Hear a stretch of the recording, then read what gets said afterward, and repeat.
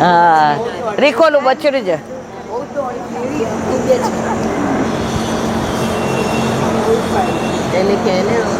પ્રભુ કે હું આજે પણ જેટલા પણ આપણે જીવ છે વૈષ્ણવ, પ્રભુ નથી ભૂલ્યા એટલે બ્રહ્મ સંબંધ લીધું.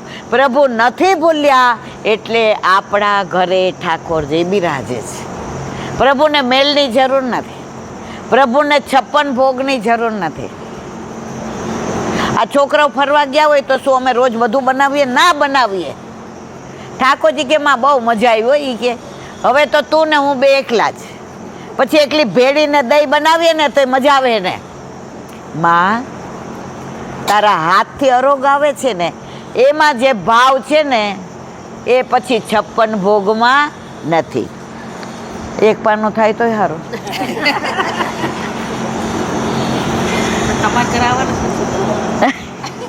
આવવાનું જ ને. હજી સુધી પરીક્ષિતને મોક્ષ મળ્યો નથી, તેમને પરમાનંદનો અનુભવ થયો નથી. ત્યાં સુધી પરીક્ષિત રાજાને જિજ્ઞાસા રહેવાની. જિજ્ઞાસા બે પ્રકારની છે. આપણામાં જે જિજ્ઞાસા છે તે જગતને જાણવાની કુતૂહલ વૃત્તિ છે. પરીક્ષિતમાં રહેલી જિજ્ઞાસા ભગવાનના પામવા માટેની. જો ભક્તો છે ને એને ભગવાનને પામવા હોય. આપણે બધાને શું છે, આ જો સોનું ખરીદવાની ના પાડી દીધી, ચાંદીની ના પાડી દીધી, અને કોણ જાણે હવે પેટ્રોલનું શું થશે? અરે ભાઈ હવનું થશે એ વહુનું થશે. પણ મનમાં ક્યારે એવું થાય છે કે પ્રભુ મારી યાર ક્યારે બોલશે? પ્રભુ ક્યારે જતાવશે? ક્યારે મારી સામું જોશે? હજી આપણને પ્રભુને જાણવાની વૃત્તિ નથી. ત્યાં સુધી પ્રભુ કે હું શાંતિથી બેઠો જ. એક જેના વચનામૃતમાં હતું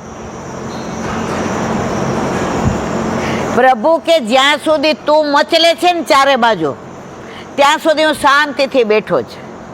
એક સમય એવો આવશે કે તું શાંતિથી બેઠીશ ને હું મચલીશ, મારી બધી લીલાનું દર્શન કરાવીશ. અને આવે છે એવો સમય પણ આવવાનો, એમાં કોઈ શંકા ને શાંતિ.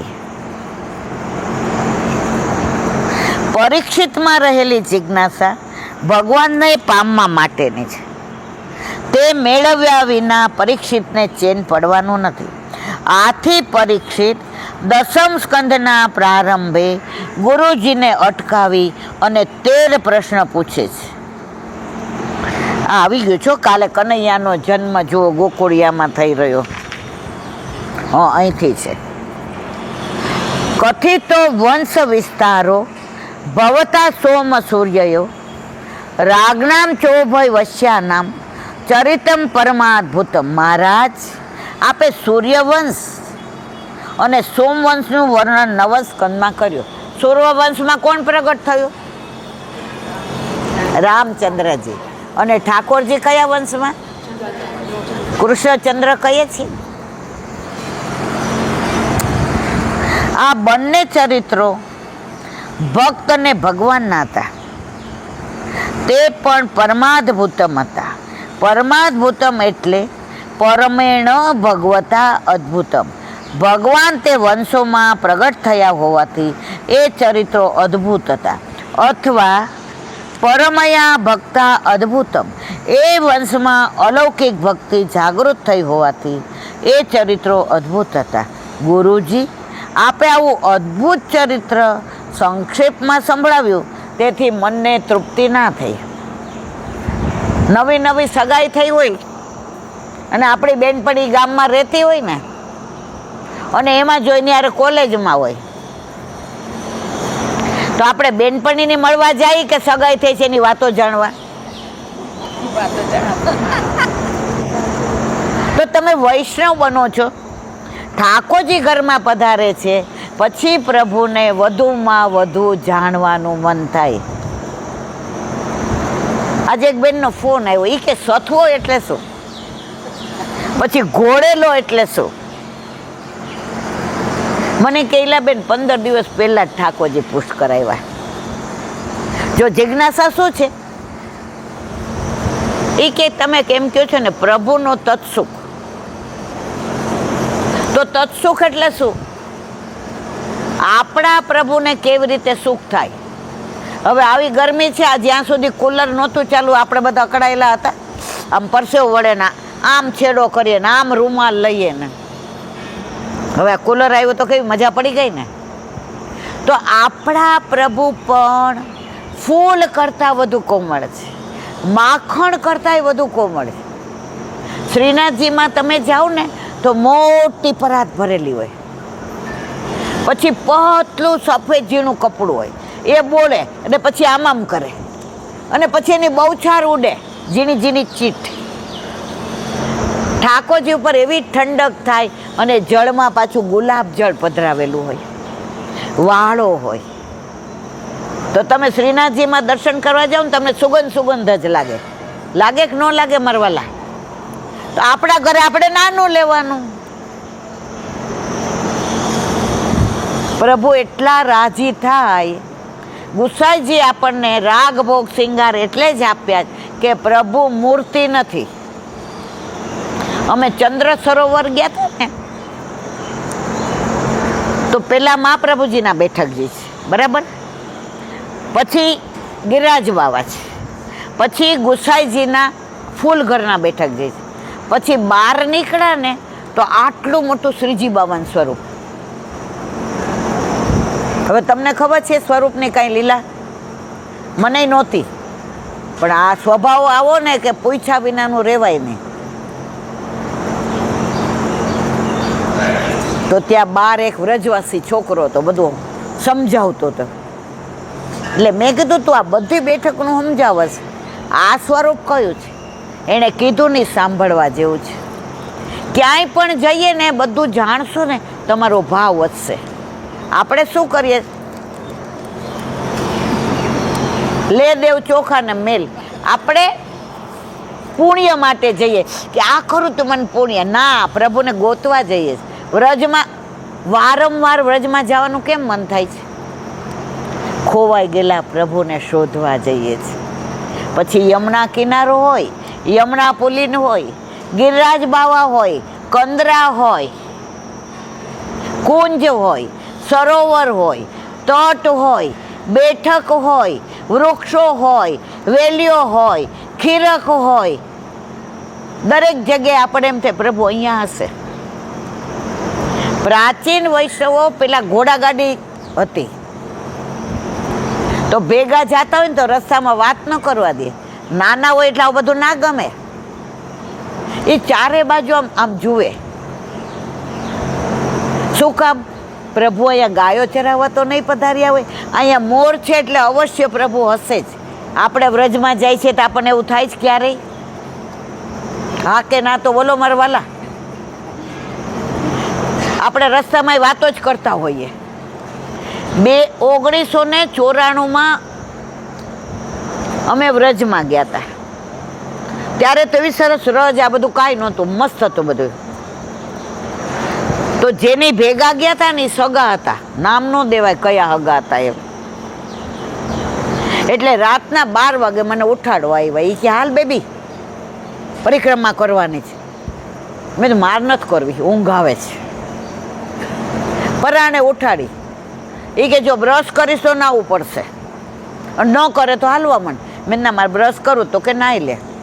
મને બરાબર યાદ છે આખા રસ્તે એ દેરાણી જેઠાણી અને સાસુનું વાયટું આખા રસ્તે ક્યારે ગિરિરાજજીની પરિક્રમા પૂરી થઈ ખબર પડી? આ પરિક્રમા હતી ના. વ્રજમાં જઈએ ને તો એક નિયમ લઈને જઈએ કે મારે લૌકિક વાત કરવી નથી. અને તમે માર કરજો, તમે નહીં કરો ને તો સામેવાળો નહીં કરે, પણ તમે એને ઉપસાવશો ને કોઈ કે ને એલા બેન મારી સાસુની તમને ન, આપણે કહી હા એ મેં સાંભળ્યું તો બાપા તમે સહન કરો, એટલે પછી પણ આપણે શું કહીએ? મૂકો ને, આ એની સુધી લઈ લીધી ને, હવે મૂકી દો. પણ આપણને બહુ રસ હોય છે. પછી જ્યારે અંત સમય આવે અને આખું પિક્ચર જોઈએ ને, 2 પલ્લામાં ઓલું પલ્લું ભારે હોય મારા વાલા, અને પાછા 84 લક્ષ્યોનીમાં હાલો ફરીએ. જો બ્રહ્મ સંબંધ મંત્રના કેટલા અક્ષર છે? 84. પછી પરિક્રમા કેટલાની? 84 કોષની. પછી વલ્લભના વૈષ્ણવ કેટલા? બેઠકજી કેટલા? સવાર સુધી હાલે. અને 84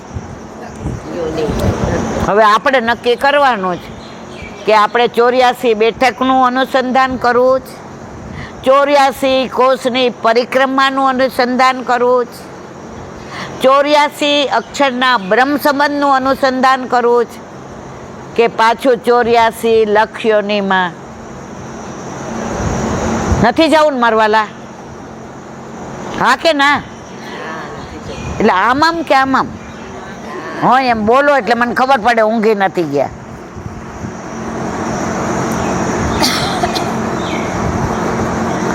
યદોશ્ચ ધર્મશીલસ્ય નિતરામ મુનિસતમ તત્રાંશેનાતીર્ણસ્ય વિષ્ણુ વીર્યણી સંશય રાજા પરીક્ષિતે સુખદેવજીને મુનિસતમ કયા. આખા એ શ્રી ભાગવતજીમાં સુખદેવજી માટે આટલું સુંદર સંબોધન અગાઉ ક્યારેય થયું નથી.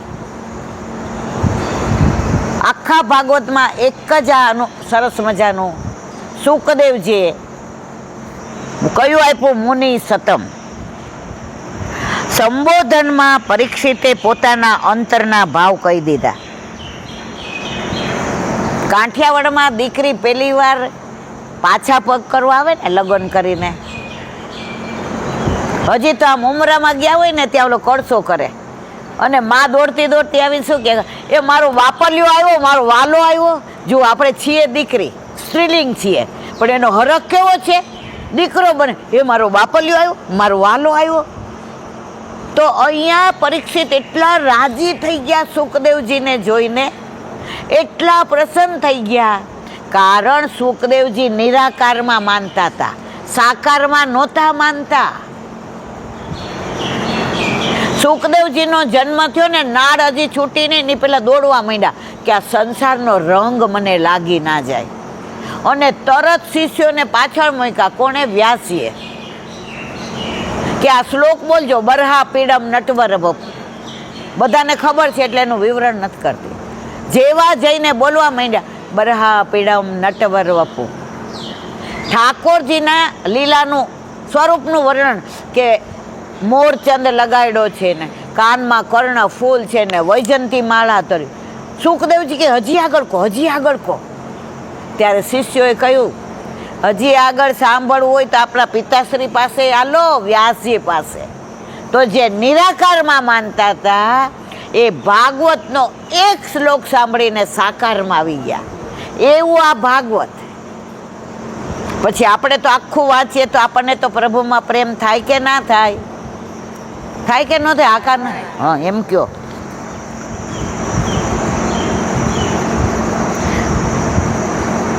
સુખદેવજી મહારાજ અદ્ભુત વસ્તુને સમજાવવાના અધિકારી છે. હું અધિકારી વક્તા પાસે આવ્યો છું.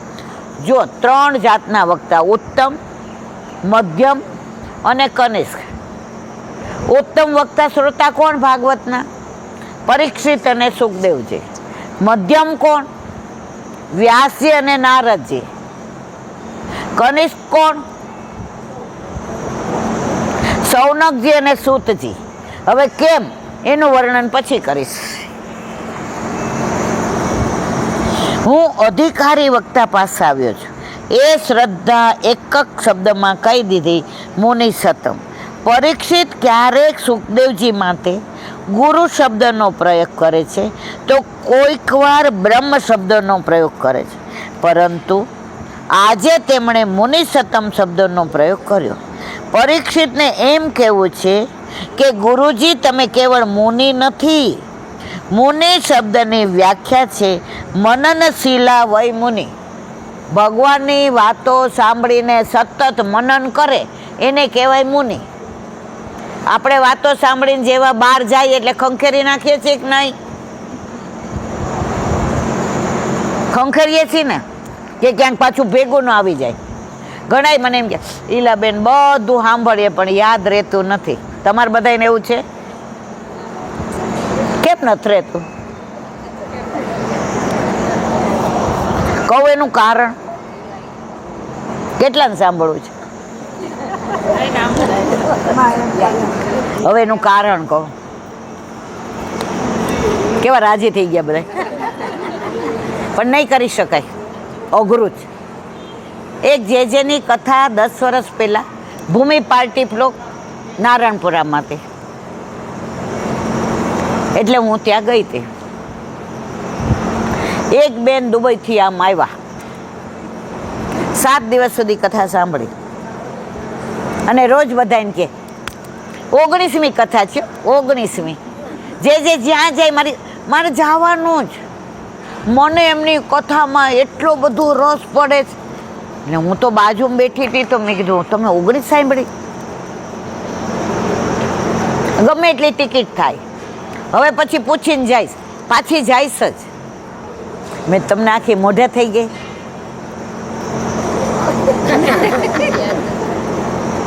ને હું તો પછી કાંઈ બોલી નહીં. પછી વિરામના દિવસે સ્ટેજ ઉપર ગયા, એના હાથમાં સરસ ફૂલના માળાજી મસ્ત બનાવ્યા અને 19મી કથા એટલે જે ઓળખી ગયા. એ કે જોયું મને કે? મેં કીધું હા, તમારો તો વટ છે. એ કે જે આજે એક વસ્તુનું નિરાકરણ લાવવાનું છે. કે શું? 19 કથા સાંભળી, મને એક શબ્દ યાદ નથી રહેતો. મારા માથે હાથ મૂકો ને મારવાલા, જે કીધું એ બધાય સાંભળજો, તમને મજા આવશે.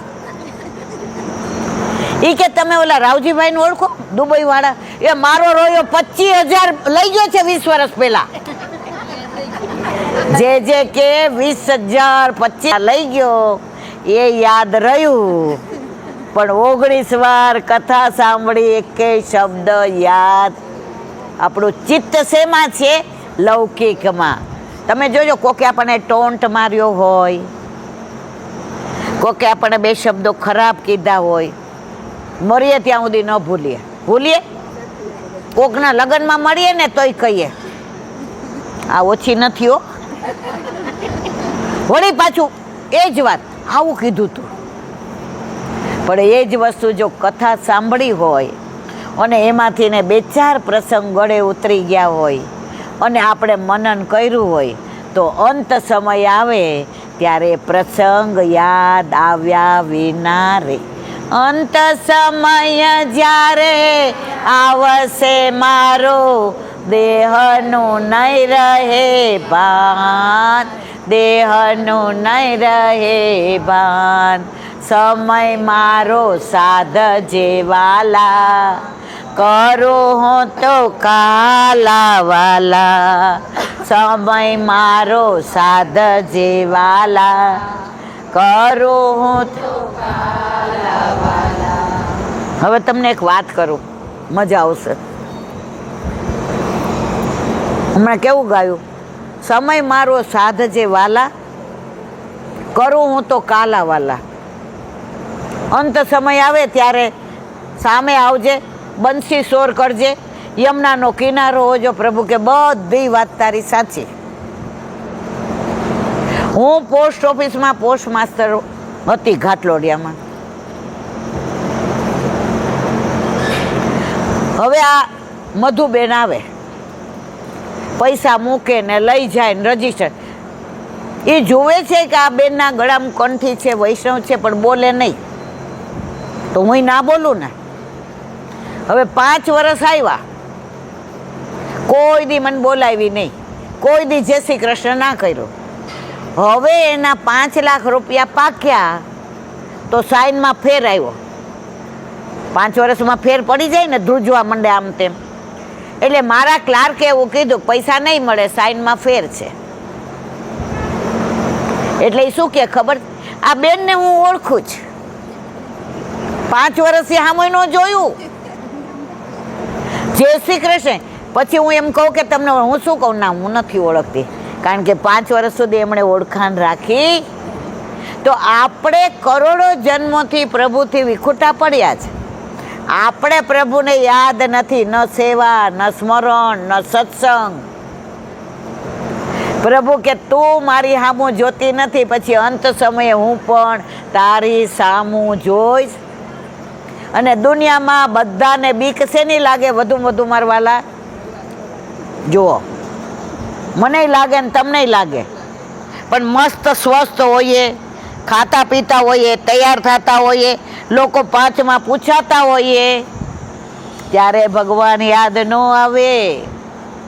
પણ ઓલું અંત સમય આવે ને, નાકમાંથી ને પાણી જાતા હોય, કાને સંભળાતું ન હોય, મોંમાંથી લાળ પડતી હોય, નાડી તૂટતી હોય, અને ત્યારે બધું પિક્ચર આવે, ત્યારે ઠાકોરજી કે આખી જિંદગી તે તારા માટે જીવી, મારા માટે તે કાંઈ ન કર્યું. પણ તોય તમને કહું, જેના ઘરે ઠાકોરજી બિરાજે છે ને, એ કૃપા કર્યા વિના રહેતા નથી.